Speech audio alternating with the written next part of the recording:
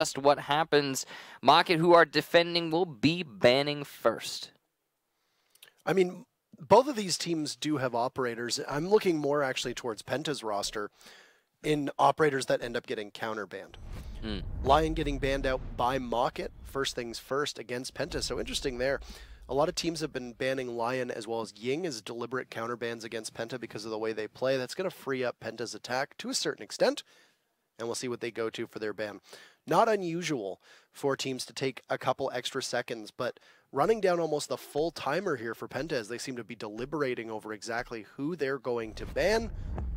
They're going to take Dokkaebi out, not allowing Mocket to run that Dokkaebi combination. I mean, with no Lion and no Dokkaebi, that's a lot of relief that's going to be applied to the defense. Yeah, it's definitely going to make it a lot easier to play the position you want to play with relative ease, as the attack has lost a lot of that indirect, just automatic power that they would otherwise have. But on to the defensive bans, and we'll see where they will fall short. Mira, of course, going to be banned out. We don't see many matches where she manages to make it through, though they do exist. On a map like Oregon, it's even less common, however, as banning her will make the basement defense significantly less formidable. Likewise with Smoke. So that basement hold going to be a little bit more difficult than it otherwise would have been. You still have operators like Echo and Maestro in play, though. I mean, it's very strange to see Smoke get banned, let's be honest. He doesn't really occupy a ban slot against most teams. I mean, I think even so, after he got his SMG changed, a little bit more difficult to control that SMG, the secondary sidearm that he has available to him. And I think there's a lot of players who aren't exactly the most confident with it. So, I mean, it is a bit of a surprise to see him get marked as one of the bans, but he will be taken out regardless. I was going to say, even more interesting here was that Penta looked to be running with the sole hard breacher of Maverick. Not really Maverick's job, per se. They'll wisely switch off to take a Thermite instead. But, I mean, Hibana is open. And she's very, very powerful on this site in particular because you've usually got 3 hatches that you need to take care of. You can also possibly deal with any of the walls through that main hatch if you need to. I mean, obviously not. There's going to be a mirror in play, but it's going to be something to look at how Penta rolls this Thermite out in particular. Likely just going to go for that main hatch, and then probably one inside of the meeting hall. Not really much of a rush opportunity for Penta, though they could possibly go for it with the Sledge, Zofia, and Ashe. I mean, it's a little bit more difficult when there's no Lion and no Dokkaebi on the board to try and get a proper rush strat out. The lineup does favor a rush strategy, but I don't see it as likely. We've seen a couple of those recently in Pro League that just have not really bore fruit, so very likely to see more calculated push here. Looks like it's going to be construction as the focus for Penta, which is a sensible push given their operator lineup. Thermite going to be much more favored on opening up the construction wall than he would be in opening up the main lobby drop. However, this wall has been left unreinforced, which is going to leave free reign for Zofia, Ashe, and Sledge once they figure that out. Penta's going to be moving their way. I believe they've droned it. They'll be moving their way over here now with that information in mind. Attackers recovered the diffuser. So, with the defense, they'll run the Echo Maestro combo to make up for the fact that there is no Mira and there is no Echo, which makes a lot of, or there is no Smoke, rather. Makes an awful lot of sense here is Baka Brian, whose name doesn't fit and couldn't really go with Brian due to the fact that it's too big. Well, we got a Brian already in North America. Yeah, I'm immensely glad he decided to go with Baka instead of Brian, but Corey, the first kill of the match. Panics goes down. Vale has been downed as well, but not finished off, and he will be picked up by his teammate, likely Corey, the hero of that situation. So they'll get to him and bring him back to life, which is as good as you could anticipate from that situation. Though Vale won't get an opportunity to get picked up a second time. Revan there will be able to find the kill for Penta and will equalize us as both members of the SAS have fallen. So that's all of them for the board. Both a Sledge and a Mute down on either side of the coin. The lone set of frag grenades that were available for Penta are gone. Mute not the worst, though he will lose his C4 with him. And then Corey trying to peek out through the meeting, or just out through the dining hall. This is very aggressive from Mocket. Yeah, they're looking to set how this match feels, and Ravon is going to punish it. Corey goes down as he just continues to try and peek the Capitao. And now, Market are going to be fighting against the deficit. Rip's still on the roam over on the west side, and he will be able to apply quite a lot of pressure to that meeting hall if played properly. You can see the other two Market defenders are just looking to hold on to the push that is expected from the north tower. They have perfect lines of sight set up in the hallway. Baka going to be the first line of defense here as he starts pre-firing towards Harry Potter. He's got to hold the drop as well, though. The lack of support because of the deaths of his teammates has made his job oh so much more difficult than it needed to be. And the angle that KS is holding is very difficult to work. He will go for a pre-fire and get the kill onto enemy. Excellent job for KS. And from above, Rips the perfect timing for a flank. This is looking great for Market so far as KS gets yet another kill. Ravon, the final attacker, and he's got 2 lit opponents, but there's not enough time. Market will take the first round. A nice defense of the basement. That was I think as tactical as you could have asked for from Market there, just shutting things down, especially when you had KS quarterbacking that, playing with that LMG on the Alda, a weapon that is just so strong right now. Now, Ravon was trying to salvage it. Through the whole round, you saw Ravon was in the perfect position, and he was doing well to start fighting back for Penta, but it just wasn't enough.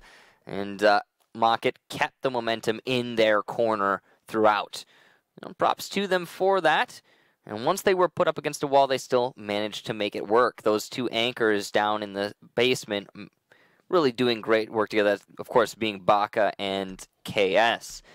Now, because Market were successful at defending the basement, they will go to the typical secondary site of Oregon, which is that top floor, the dorms. Pretty common site to go to as your second choice, though we have seen some European teams go towards tower or kitchen to start things off here. Yeah, it happens. It's not common. I mean, dorms for a large period of time there, prior to operator bans coming in, when Lion was sitting at about 100% pick rate, we saw dorms being the hot site to go to because it's a little bit more defendable, I think, than the claustrophobic confines of the basement. I mean, it changed so much with operator bans, right? And I mean, especially with Lion not being as prevalent as he used to be. Let's not keep in mind that there was an entire season that was dictated solely by one operator, and the way that he was able to pin down defenders. He's still so very powerful, but he's just, he's definitely not as good as he once was. We could say that. We could say that definitively. I think he's gone from, like, out of 100, I think he's gone from, like, 160 down to, like, 130, but he's still got 30 points until he hits a perfect 100 out of 100. Yeah, that's it. No, that's fair. That's a fair gauge. So he's got a ways to go. Now, Penta clearing from the west side. We've seen this attack strategy many times when dealing with the top floor. Clear the west side, you go into the kitchen, you make sure there are no rummers down under the site. And from there, you can work your way up from below, do a lot of vertical damage, and apply pressure to the defenders.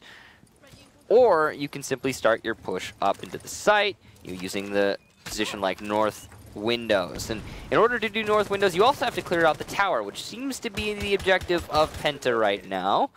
That's a dangerous thing to do, and it takes a lot of time, especially if the defenders are holding it steadfast, though it seems like Market is not in this case. No. Also, one thing I just noticed, Penta goes with period Penta now rather than the hyphen Penta that they used to. Not exactly sure if that was a deliberate choice or not. So, only body inside a meeting hall for Market at the moment is Ribs. You see the Veil is upstairs playing by the meeting hall attic rotation. He's just on his belly right now, looking at the cams as Rips takes some damage as he engages in a firefight with Panics. Those 2 SAS operators, for some reason, just keep coming to loggerheads. Rips will seek the comfort of the kitchen, but Corey is down there with him. So you've got the Pulse, who can possibly sit on that cardiac sensor and be able to give information to Rips if need be. There is time for a reset, but I would imagine that the read is probably, they're a little too close. Let's just let's just stay for now. Thermite charge goes off quite successfully, and you see that the rotate hole up top by Attic. That's Vale sitting and waiting, perched, to possibly try and pressure anybody from the attackers who could go through Meeting Hall, as that Attic rotation, as I said, opened up from the Thermite charge. Yeah.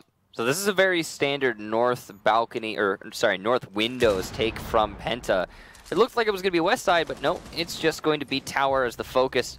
Baka will get the first kill onto Ravon, a very powerful member of Penta dispatched, and they really wanted to have that Capital still in play. The utility alone was a great tool to have, but even more so the frag power that Ravon has been showing so far. But look at this, there's so little time, and we still have 9 members still alive. Penta are going to have to start the attack soon if they want to have any hope of salvaging this round at this point. Baka in a decent position to catch Hungry off guard if he just goes for the pre-fire, and he will. He will land those shots. Penta, though, getting so many kills, meanwhile, leaving Chaos in a 1 versus 3. But again, the time working to the defender's favor. The diffuser is going down, but Chaos could potentially stop it. He will get the shots and land every single one of them. Beautiful gunplay from Chaos. And yet again, Penta, because of their poor time management, will lose a round. What a marvelous play from KS there. Just completely outfoxing every member of Penta, who I don't think they knew where KS was located. You mean you had a Thermite watching White Stairs, which is where the sledge came from. Ash going for the plant in the corner of large dorms. That is as shocking as they come. Excellent play by KS. You know, the curious thing to me is that KS was playing dorms, and that was a north side take. The presence on the north windows when the actual eventual push came was very light. They instead shifted a lot of their focus to the west window and the push through Attic. And I get that. It's a little bit more stable. You're not relying on the repel-in, but it also allowed Chaos the maneuverability inside of dorms to wreak all that havoc and get the round win. Ultimately, though, again, I have to attribute the failure for Penta there to poor time management. You know, if you don't have enough time to plant the diffuser in the dying seconds of a round, then, well, it's a poorly calculated attack. I mean, you got to give Penta some credit, though, for the fact that they were able to just beat everybody down, right? There was, what, 4 kills from Penta came out in the span of 2 to 3 seconds? Credit, yes, but also a round failure is still a round failure. They did do very well, though, as you say, when trying to clear the site. I mean, if they, imagine, they had 20 more seconds. Well, it's all in the past now. And here in the present, we have a defense of the tower as the third site for Mocket. So, you know, it's kind of just down to the team preference on Oregon. You're either going to go to Kitchen or you're going to go to Tower as the third. You don't really have any other choice. And some teams prefer one or the other. Here you can see Mocket's preference. Tower's usually defended in such an interesting way, right? That you typically will see 1 or 2 players that will fight deliberately for a retake. You'll usually have somebody playing at the top of Tower. Usually can be somebody who can engage in close quarters quite well. Possibly a Pulse, possibly an Ella, something along those lines. Enemy does manage to spot the Bandit on drone and then panics, unable to follow up. And I think they're going to go for a reinforcement here. Excellent timing, but doesn't pull it off in time. Enemy able to shut down Rips. That was a smart play. We've seen that a couple times in Pro League where the defenders try to seal off the rotate hole. Biggest problem is now Mocket have buried themselves in deep because they don't really have a chance to go up there and reinforce that panel as all eyes from Penta are just staring right at it. You can see, because of that, there's a bit of a standoff here between a number of the attackers and defenders. C4 will miss its mark. Well, not the best timing. The cameras are in place to give out information, but the call was made poorly. And because of that, Penta are going to feel a little bit of a alleviation to the pressure they were obviously dealing with from that Valkyrie. In the main lobby, Hungry is going to open up the castle barricade, allowing even more pressure to be pushed onto the defenders who are attempting to hold this entrance. It's not going to be an easy task for the Jaeger of KS, but he's been known to do it before. You've got Vale and KS both posted up inside a meeting, and they're playing very aggressively here. This is the way that you have to be able to contest tower, is that you got to make sure that you kill as much time as possible. And so far, as you noted, Penta hasn't had the best time management. Bunch of utilities going to be dumped in from the Zofia and some flashbangs as KS looks away and just narrowly misses the head of Zofia as Hungry pushes in. Enemy's going to be rewarded with a second kill. Look at this! KS can't get it! He'll hit the Claymore, but Hungry goes down and KS is still alive. Enemy will pick up his third kill. The Thermite right now just simply fragging out. Corey will be last man up as Baka is down, and this is going to be tough positioning for the Alibi. Whether he's going to be able to go for the pickup or not, it's anyone's guess, but there's Sir Boss to ensure that the vault from Corey is not going to go anywhere at all. Easy read for the Ash. That's the first round on the board for Penta, gifted in large part by the site being less defendable for the defenders, but still, overall a great take, and Enemy in particular really showed up that round big. Yeah, and what a mess of a round as well over by the meeting hall entrance. You could see that it was a big focus for Penta, and Mock had almost salvaged that. If KS had simply shot his opponents, it probably would have gone in Mocket's favor. He was on the verge of a triple kill there. Opportunity missed, though. Damage done, but not nearly as much as potential that was laying out in front of him. Now, Penta have been looking very good. As you talked about in that second round, they did absolutely destroy Mocket when they went for the push once they actually got to go for the push. So, as much as it's been, slower attacks for Penta, when they can get into the rough and tough of it and the actual fight, Penta seems to be the favored team. Now, Mocket's going to get to go back to the basement because we've got that 3-round transpire now. And after being successful down here, they will get to try it once more. After they play this site, whether they're successful or not, they can also go to the top floor should they choose. An important thing to note is, of course, those mute jammers being placed on the drop-down. However, luckily for Penta, they had the foresight to bring a Thatcher, and it should not hurt them too much that they'll have to deal with those mute jammers. Is this the first time that we're seeing a Thatcher come out for Penta as well? That's a good read if that's the case for them in order to bring it, because I can't recall them running a Thatcher previously. Either way, a good read. Last time that we saw this round, this site in particular for Penta, Mocket was all over the field. Runouts, taking pressure off of their anchors by playing inside of that meeting hall, playing inside of the dining hall. And Penta just didn't really seem to have an answer to it. It left Revan in a 1v2 with no diffuser. And even though he did get 3 kills for his team in that round, it was really all in vain. So I'm going to watch for Mocket's ability to once again create that space for their site players. Good roaming so far from Mocket has really paid dividends, and KS almost able to pounce upon Penta in that last round before running out of ammo and getting hit by the Claymore and getting down. So what are they going to be able to put together this time as Panix works in through the inside of master bedroom, heads towards attic, and it's going to just break the floor open and wait. So there's going to be at least some presence for Penta as they look down towards the garage, or through the basement, my apologies. Mm-hmm. Yeah, they're just mostly focused right now seemingly on making sure they don't need to deal with any of those roamers. But speaking of, Vale will land an excellent shot onto Panix, who attempts to push his way into the attic. Almost landing another shot there onto an opponent through the wall, but not so lucky. Rips will eat some damage, so he will likely be reset further into the round. But for now, just trying to hold on to the meeting hole as long as possible. Hungry gets Vale, so the mute that was in place to support Rips no longer there. And without that support structure, he's likely to fall back quite a lot sooner. However, he has instead chosen to stay strong on the sandbag's position. This is a mistake, as we've seen in the past many times. If a simple nade can be thrown, his position can be dealt with. Now the nades are gone, but the firebolts are still in play if Ravons choose to use them. However, Penta's focus seems to have shifted entirely to attacking the main lobby. They are just going to isolate the roamers for now and focus on their objective. You've still got Hungry droning through as Ravon, I think, wisely realizes that the push needs to come from the bottom of those stairs, so he'll rotate down, tries to head towards the site. Rips, who's been very low on HP, credited with a kill on Sir Boss, taking out the Ash. Attackers have recovered Sir Boss, no slouch whatsoever, as Rips has invaded that attic. You still got Corey playing over by sandbags, as you mentioned. He's in a good flank position here. he could possibly go through the main lobby as there's going to be a yokai drone guiding him. Baka gets the yokai drone down, but there's smoke amidst it. The plant going off. I don't know if they got it in time. It does sound like it. Rips will be credited with his second kill. And Penta's falling apart.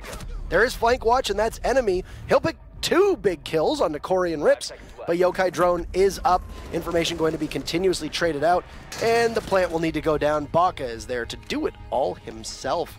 Once again, Penta, just those defenses from Market being a tough nut to crack, and they can't plant in those final few seconds without getting torn to pieces. 3-1 in favor of Market, and they head to their last defense. Great play there from the Echo of Baka, able to delay that round significantly and played the objective to a T. Props to him, and because of that, Market able to have a very successful defensive half so far. Now that they get to go to the top floor, it seems like they could theoretically end this in a 4-1 lead based on their history. The big changes that Penta need to bring in here on this attack is to just be a little bit swifter. Once they get into the fights, we talked about this earlier, once Penta gets into the fights, they start winning. However, they seem to have trouble actually getting to that point, and especially struggling with the time management. So, they're going to have to change that if they want to have success here. Market, on the other hand, have read the situation well and seemingly are playing very passively, just waiting for the opportunities to present themselves. And if they can do that one more round, and if Penta doesn't ramp it up a little bit, then we are definitely going to see this end in a 4-1. Yeah, I mean, like I said, Market's roamers are doing such a good job of creating space and killing time. I don't know if it's just simply Penta not being able to get the right drone calls that are needed to figure out exactly where Market is, but the fact that Rips is able to rotate out of meeting hall up to attic while there's no coverage on him whatsoever to get a pick and then a second pick is huge. And leaving Corey inside a meeting, you lack the comms and calls of your drone, so much so that when it's a 2v4, you still need to keep somebody on flank watch, which was the Thermite, because you don't know where people are. That just shows to me right now that Penta is having a lot of difficulty being able to nail down exactly what's going on with Market's roamers. Yeah, and in that last round, to touch on what you were talking about, I mean, it seemed like Penta was trying to clear meeting hall, and then abruptly in the middle of that process, they stopped. Well, there were still 2 roamers inside of meeting hall. So, not a clear understanding being presented to the entire Penta roster, and that transition and that call did end up costing them quite a bit. Though in this round, Penta already droning out the roamer of Vale inside of Kitchen. His position has been called, and the nade seemingly being prepped by Panics. It will land perfectly aimed by the sledge of Panics. And Penta already start things off early with a lead. The mark on the top of White Stairs, we were talking about the droning from Penta not being great. And here you go. That's that wonderful coordination bearing fruit. And already a 2-man lead for Penta. Market playing a little bit more open than they usually have. Or is it possibly just Penta seemingly a lot more sharp? KS, a push down the White Stairs, is going to catch the flank of one of his opponents. That's Serbas. Ravon doing what he has been doing throughout this match, managing to get a kill all by himself. But because of that flank onto the IQ, this is not all over yet. That was some sloppiness on Market's part on their roam, and it was a bit of an ability for Penta to be able to jump on the vulnerabilities and weaknesses that they saw from Market. I think it was more so that Market took a little bit too much of an aggressive take there on the Penta, knowing that they did have such a big advantage. I think trying to break Penta's back, but could have ended up being a wrong call here. As I mean, look at Penta right now. They are firmly in the driver's seat, but don't discredit the fact that Dorms tends to be, as we've mentioned so many times, that one site where the defense can do such a great job, especially when outnumbered and pinned down. Through the floor, Hungary, trying to get some Candelas off, but there's KS in beautiful position to shred him. You've also got Rips now trying to take an engagement, and he's going to miss. Oh no, he hits the deck at the wrong time. He just can't simply make it work. KS his second kill. This is a big opportunity. Rips will be able to give information if need be. He's just got Revan right in front of him, and there go the smoke bolts. KS waiting for a jump in through the big window.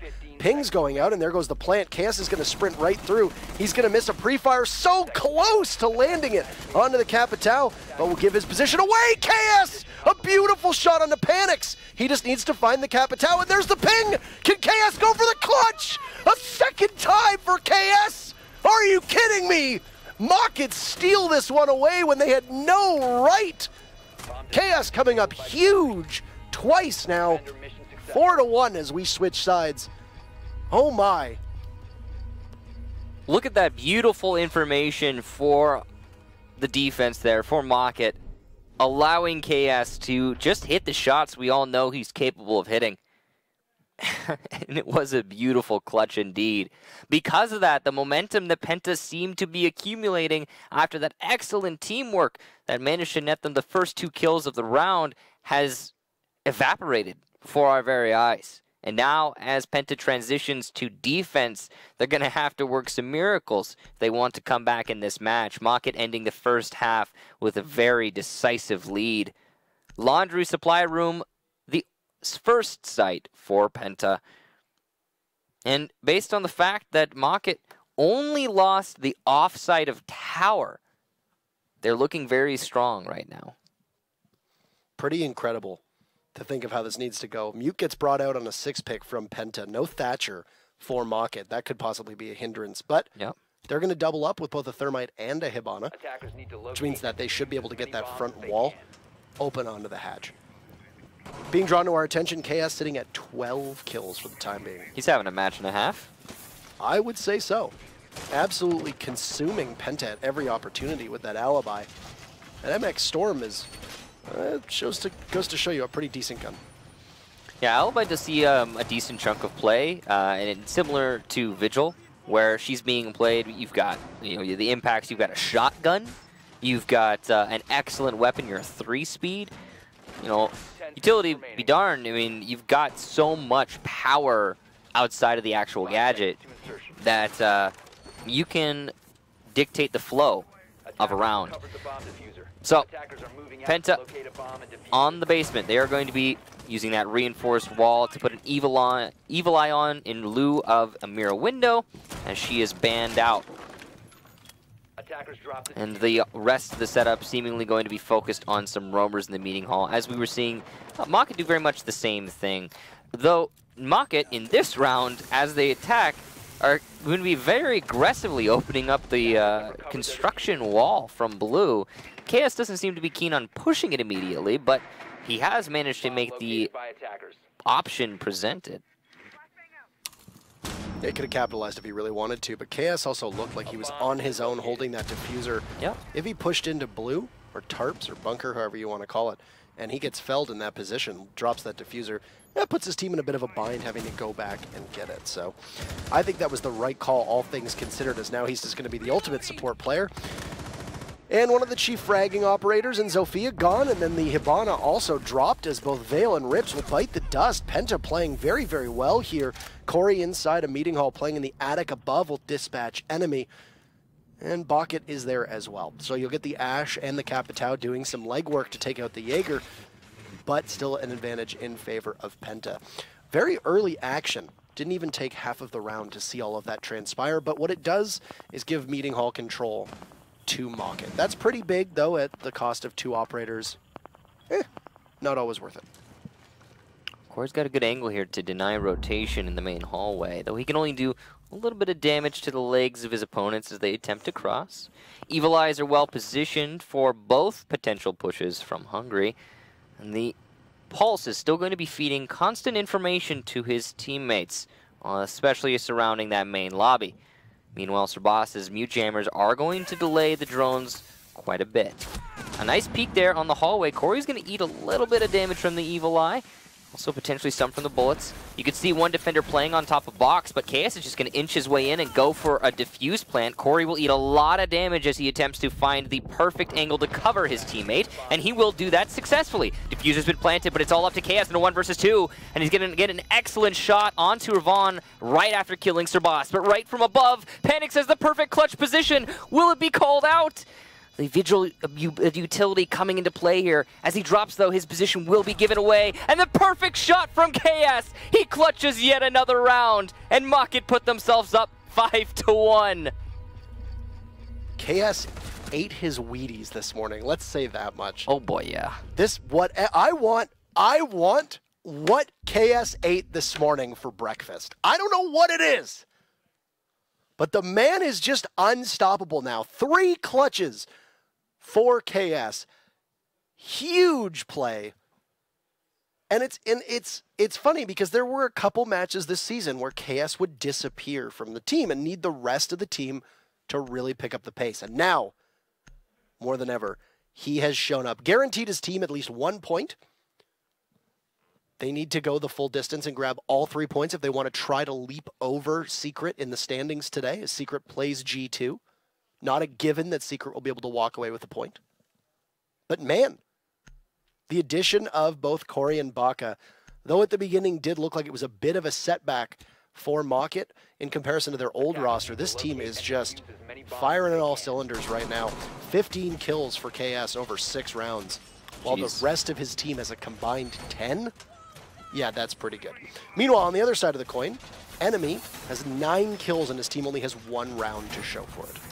Yeah. Bit of a frustrating performance for the rest of his team, but PENTA, I'm assuming, still trying to figure things out with this new roster. Not quite as adept at making the changes to immediately be successful. Unlike Mocket, who right now are sitting on match point and are poised to possibly make this a very fast map.